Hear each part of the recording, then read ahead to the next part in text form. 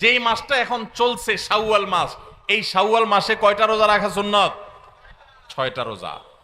হাদিস আপনারা ইতিমধ্যে শুনেছেন, নবী আলাইহিস সালাম বলেছেন, মান সামা রমাদান, যে ব্যক্তি রমজান মাসে রোজা রাখলো, রমজান মাসে সবগুলা রোজা যে রাখলো, সুম্মা আতবাআহু সিত্তাম মিন শাওয়াল, রমজান মাসের পর যদি কেউ শাওয়াল মাসে 6টা রোজা রাখে, কয়টা রোজা?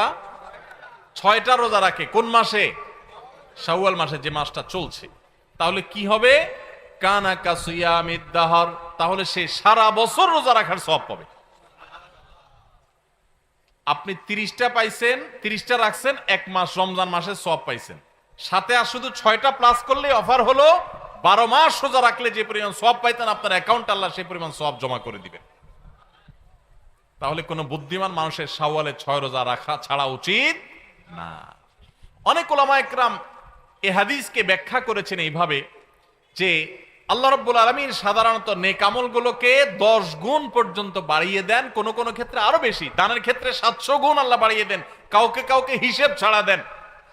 এই যে সাধারণত আল্লাহ তাআলা নেক আমল করলে কয় গুণ বাড়িয়ে দেন? 10 গুণ। কয় গুণ বাড়িয়ে দেন ভাই? 10 গুণ। তো আমরা রমজান মাসে রোজা রাখি, সাধারণত সারা মাস 30 হয় সর্বোচ্চ, কখনো কখনো 29 হয়, 30 বেশি তো আর হয় না। তাহলে 30 হলে 30টা রোজা আমরা রমজান মাসে রাখলাম, আর শাওয়ালে যদি 6টা রাখি তাহলে কয়টা হয়?